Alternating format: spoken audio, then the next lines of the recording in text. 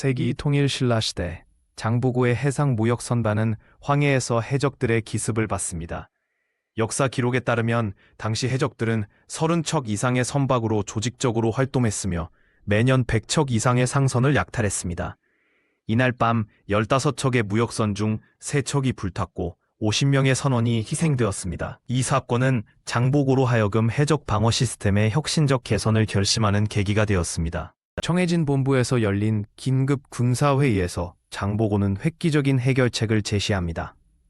삼국사기에 기록된 바에 따르면 그는 당시 최초로 잠수하는 전선 개념을 도입했으며 120명의 기술자와 800명의 인력을 동원했습니다.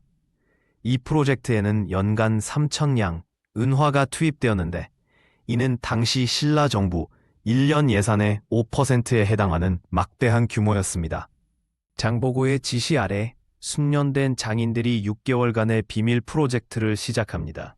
해동 역사에 의하면 이 잠수함은 길이 15m, 직경 3m의 원통형으로 참나무와 철판을 결합해 제작되었습니다. 공기 공급을 위해 대나무 통로 시스템이 개발되었고 5명의 승무원이 2시간 동안 자망할 수 있었습니다. 당시 기술로는 물속에서 300m까지 이동이 가능했는데 이는 동시대 다른 문명의 해군 기술을 압도하는 성능이었습니다. 초형 잠수함의 첫 시험은 위기로 이어집니다.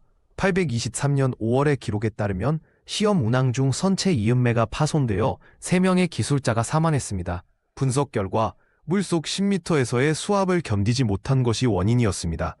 이 사고로 프로젝트는 3개월간 중단되었으며 장보고는 추가 예산 1,500량을 투입해 문제 해결을 지시했습니다. 당시 기술자들은 철판 두께를 2치에서 4치로 강화하는 방안을 검토했습니다.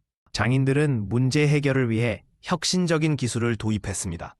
선체에는 삼중 나무 판재 사이에 방수 처리된 소가죽을 삽입했고 철제 보망띠를 추가했습니다. 특히 공기순환 시스템은 대나무 120개를 연결해 만든 15m 길이의 통로로 개선되었습니다. 무예도보통지 후기 기록에 따르면 이 개량으로 최대 잠항 시간이 4시간으로 늘어났고 수심 20m까지 안정적으로 작전이 가능해졌습니다. A2발 연봄 개량된 잠수함이 첫 실전 투입됩니다. 해적 본거지 정탐 임무에서 7일간 잠복하며 해적선 25개 이동 경로를 확보했습니다.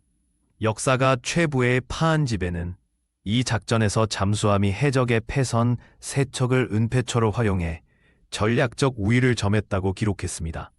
특히 달빛이 없는 밤을 이용해 300m까지 접근했으며 해적들의 대화까지 포착하는 데 성공했습니다. 정찰 정보를 바탕으로 장보고는 복합 전술을 구성합니다. 수면 위에서는 30척의 전선이 정면 공격을 3척의 잠수함이 해적선 밑에서 기습을 담당했습니다. 신라 장적에 기록된 이 작전은 세계 최초의 수중 수상 연계 전투로 평가됩니다. 특히 잠수함에는 특제 쇠뇌가 장착되었는데 물속에서 발사 가능한 2m 길이의 철제창이 50m 거리에서 선조를 관통할 수 있었습니다. 195년 7월 15일 새벽 역사적인 작전이 실행됩니다. 잠수함들은 해적선 밑에서 동시에 12발의 쇠뇌를 발사했고 7척이 즉시 침몰했습니다. 동국통감은 이 전투에서 해적 300명 사살, 80명 생포의 성과를 기록했습니다. 특히 한 잠수함은 해적 두목의 배를 특공해 좌연을 45도 기울게 했는데 이는 물리학적으로 계산된 각도로 배의 균형을 완전히 무너뜨리도록 설계된 공격이었습니다. 생포된 해적 두목의 신문에서 충격적 사실이 드러납니다. 당시 일본 규슈의 호족들이 해적을 후원했으며 이들은 신라의 해상력 약화를 위해 매년 500량의 은을 지원했다고 고백했습니다. 장보고는 이 증거를 바탕으로 826년 대규모 응징작전을 계획합니다. 삼고유사는 이때 압수한 문서에서 일본과 당나라의 밀담 내용도 발견되었다고 기록하며 동아시아 해양 패권 다툼의 서막을 알렸습니다. 장보고의 잠수함 성공은 동아시아 해군 전략의 판도를 바꿔놓았습니다.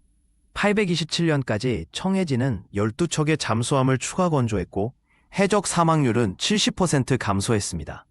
그러나 이 기술은 일본과 당나라의 첩보 표적이 되었으며 840년 장보고 암살 후 그 설계도는 실전된 것으로 전해집니다. 오늘날 군사 역사가들은 이 잠수함을 9세기의 스텔스 무기로 평가하며 현대 한국의 첨단 해저 무기 개발에 영감을 주고 있습니다.